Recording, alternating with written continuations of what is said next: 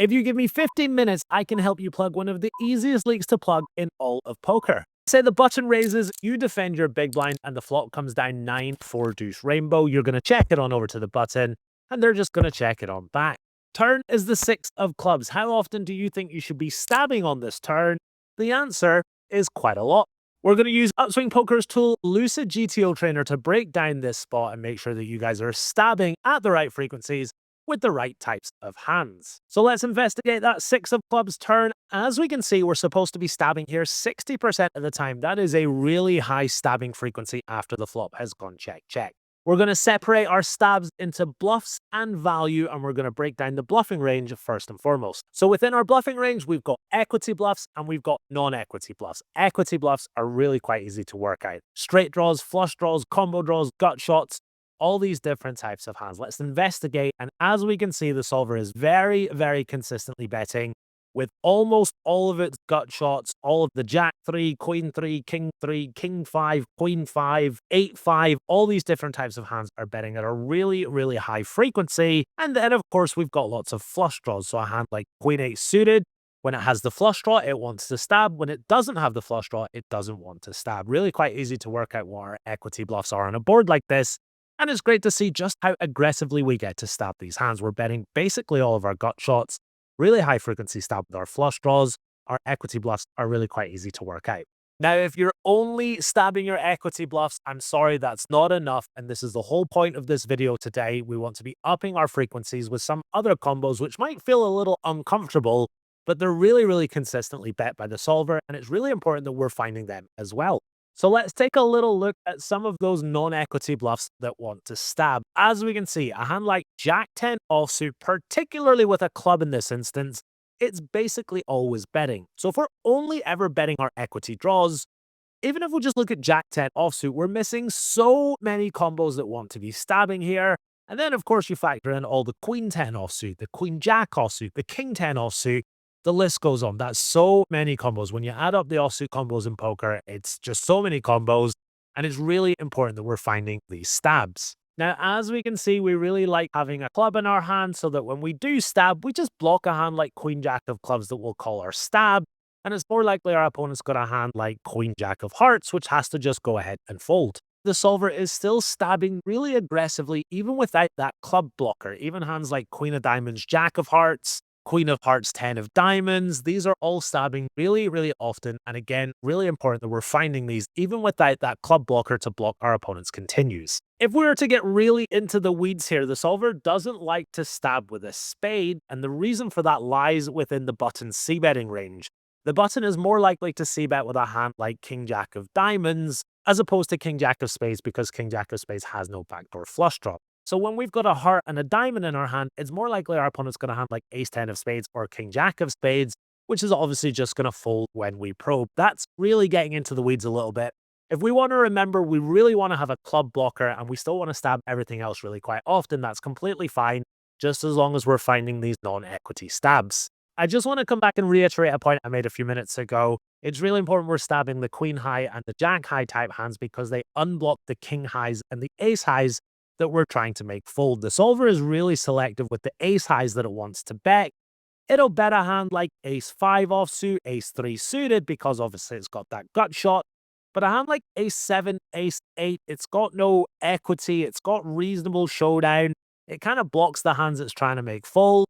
So that's why we'll stab a hand like Queen Jack offsuit compared to a hand like Ace 8 suited, unless of course we've got Ace 8 of clubs. We just don't have any showdown with that Queen high and we're unblocking the King highs and Ace highs that we can make fold. So it's really important we're stabbing these hands really often on this turn card, which is very good for our range. So there you have it. That's a nice insight into how we play our bluffs on this texture. We've got our equity bluffs. Everyone's able to find the equity bluffs. But it's so important we're finding these non-equity bluffs that are just going to allow us to win way more pots if we suddenly start stabbing because we understand this is a good board for me. My opponent doesn't have too many strong hands. They've checked back on the flop and I can make them fold really often right here, right now. So there you have it. That is how we play our bluffs. Let's take a little look at how our value wants to play, and it's really quite surprising what we're about to see. Now, obviously, we've got a lot of strong hands on this board. We've got pocket 9s, pocket 6s, pocket 4s. We've got 5-3. We've got 2 pairs. We've got top pair, top kicker. We've also got a lot of second pairs and third pairs and even fourth pairs. And as we can see, the solver wants to bet even as wide as 5 deuce suited, which is our weakest fourth pair hand. The solver is still happy to bet as wide as that. Again, getting into the weeds a little bit, 5 deuce suited is our weakest pair hand, but it is not our weakest value bet. We're even betting as wide as ace jack offsuit. That might look a little insane, but let's take a little look at what happens when we stab here. If we use the small size, the button is supposed to continue here with hands like king queen suited, king jack offsuit, lots and lots of worse ace highs. So even though for us as humans, it's a little crazy to think that we're betting ace jack on the turn for value, the solver is a crazy mofo. It doesn't care. It doesn't differentiate between having a pair and not having a pair. There's just a threshold of, I'm going to get called by worse hands, so I'm going to bet as wide as ace high. Obviously, we might struggle to find those ace high value bets. That's okay. But it's really important that we're finding the 5 deuce suited, the pocket threes, the pocket sevens, the queen four suited, the list goes on. All these third and fourth pairs that might feel really uncomfortable. It's really important that we're betting as wide as these. And I keep saying it, it's really important. It's because this turn card is really good for our range. The button isn't going to connect with it all that often, and we get to bet really wide as a result. So now we've worked out our bluffs, we've worked out our value, we need to ask ourselves, what size do we want to bet here when we're probing? Now, when I first started using solvers, I used to really struggle looking at something like this. It's a bit overwhelming, and understandably so. The solver is using 3 different sizes, and as humans, do we want to try and implement that? Isn't that a little complicated? How do we work out the splits, etc.? I like having one size on the flop if I'm betting, on the turn if I'm betting. Sometimes we'll split on the river, but that's another story for another day. But I want to choose one size, and I want to put all the hands that want to bet into that size. So how do we work out what that size is? It's really quite simple. I always ask myself in any scenario, what's the worst hand I want to value bet here? As we can see, the solver wants to bet as wide as 5 deuce suited. We've got a lot of fourth pairs, third pairs, even some ace highs as we've seen. Remember, the solver is absolutely crazy. So if we want to bet as wide as bottom pair for value, it makes sense that we want to use a small size, because in the game of poker, when we want to bet wide, we use small sizes. And when we want to bet a narrow range, we're more polar, and we want to use big sizes as a result. Are we polar in this spot? The answer is absolutely not. We're betting 5 deuce suited, so I am going to look at this and think, well, okay, I want to bet 5 deuce suited for value here. I'm going to use a small size, and I'm going to bet really quite consistently. Don't let the solver overwhelm you. We use the solver as a guide, and we as humans build our own strategies in this scenario. Yes, I've got a lot of strong hands, but I've got so many third, fourth, second pairs that want to bet. We cater to the bulk of our range, and in this instance, the bulk of our range are relatively weak one pair hands. So I'm betting small, I'm betting often, I've got one size, it's a small size, and I'm stabbing really quite often. Now, one of the great things about using this small size to probe on the turn, remember, it's a good board for our range, we want to probe really often. One of the great things about doing that is we force our opponent to continue with a lot of really uncomfortable hands. When we bet that small size on the turn, the button is supposed to continue with hands like ace king, ace queen, even king queen, king jack, king 10 offsuit. And the reality is that your opponent is going to call with a lot of ace highs, but they're not going to find these king jack and king 10 offsuit hands. So your stab is going to overperform. And when they do call, we get to just push them around on the river because we know their range is really weak. They've got a lot of ace highs. So if the river is unlikely to improve their hands, we just get to continue to bet on the river when it's not an ace or a king or a queen, for example, and we're going to win the pot extremely often. Versus really weak players who won't respond to this, you get to just exploit them relentlessly. You use that small size on the turn, they call, and we see the 7 of spades roll off on the river. I'll bet really small again with my second and third pairs, and sometimes they'll call with their ace highs. But if I've got a hand like king 3 or queen 5 here, I'll just overbet the pot. They fold out all their ace highs, and if they're hanging on there with a, an ace deuce or a king 4 type hand, it puts them in a really awful spot. And we get to just play that exploitative style where we use small sizes with our third pairs, and we use really big sizes with our bluffs. And a lot of players are just not going to be able to adapt to that. We just get to unbalance and exploit them and just win a lot more pots. Let's come all the way back to the flop and walk through that thought process one more time. Let's say the flop has gone check, check, and the turn is the ace of hearts. I'm going to ask myself, is this a good turn or a bad turn for my range? We know the button is checking back a lot of ace highs on the flop, so they're going to connect way more often with this turn, which means it's nowhere near as good a turn for our range. And as a result, our betting range is going to significantly decrease. I do not want to be betting hands like Jack Deuce on this turn, for example. Our betting range on this turn is 2 pair plus. That is a significant contrast from betting as wide as bottom pair no kicker, and our sizing scheme is going to reflect that. I would honestly use an even bigger size than we can see in the solver here. I would actually be probing for 2x pot because my range is really narrow.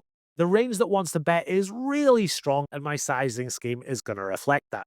Now, one of the great things about poker is sometimes it's really simple, and this is one of those times. Our value range is really narrow, and our bluffing range mirrors that. We're really equity driven with our stabs here. We've got our gut shots, our queen threes, our jack threes, our 6-3s, our 10-5s, our jack fives, and obviously our turn flush draws, but we're no longer finding hands like queen jack offsuit with a heart or king 10 offsuit without a heart. Because our value range is so narrow, our bluffing range is really quite ABC, and it's really easy to work out. I want to look at one last texture here before we finish up so that you guys really have a clear picture of the different types of boards that we should be probing on, and of course the different types of boards that we shouldn't be probing as often on. Let's say the flop comes down king 4-3 rainbow, you check it on over to the button. This is not a range bet for the button. They're supposed to be checking back around 37% of the time. Let's take a little look at how we're supposed to play on the 6 of diamonds turn. And again, as we can see, we're betting really quite often for value on this turn. We're betting our bottom pairs. We've got hands like pocket 7s, pocket 8s, pocket 5s, lots of those second pairs, and of course a lot of top pairs as well. We want to bet relatively often on this turn because, again, our opponent is capped. They've checked back on the flop. They're also not going to connect as much with this turn compared to some other turn cards. So we want to be betting really quite often. Let's change the turn to the jack of diamonds and we will see a significant decrease in our betting range, and again, an increase in the size it wants to bet because we're much more polar. I have got a self-invented golden rule that will help you work out how often you want to bet and the size that you want to choose. Ask yourself, does my pocket 8s want to bet? If the answer is yes, the chances are you're betting relatively wide and you want to use relatively small sizes. If the answer is no, the chances are you're really polar and you want to use much bigger sizes as a result. So on king 4-3-6, our pocket 8s, they want to bet not always, but certainly not never. And therefore we're betting relatively wide and we want to use those small sizes. On king 4-3 jack, do our pocket 8s want to bet? The answer is absolutely not. We're really quite polar and we're using much larger bet sizes as a result. It's really important that we understand the boards that we shouldn't be probing on all that often. We're polar, we're using large sizes, we're not betting all that often. However, on the boards that are better for us, it's great if we can increase our betting frequencies, both with our bluffs and with our value. We've seen a lot of uncomfortable non-equity bluffs that are stabbing basically always. And we've seen a lot of uncomfortable bottom pair, no kicker, fourth pair, third pair type hands, which again are stabbing really quite often. It's important we understand the difference between what is a good board, good turn card, or a bad board, or a bad turn card for us. And we'll just build our strategies accordingly. If it's a bad board, we're not betting as often. But if it's a good board, we get to really widen our range with our value and with our bluffs. And we get to just bet more often and win more pots. So there you have it, guys. This is a really nice insight into how you can probe the turn more often. This is actually an extract for a webinar that I'll be hosting for Upswing Poker on the 15th of October. It's all about increasing your one-win soft flop. What that means is how often you win the pot after you see the flop.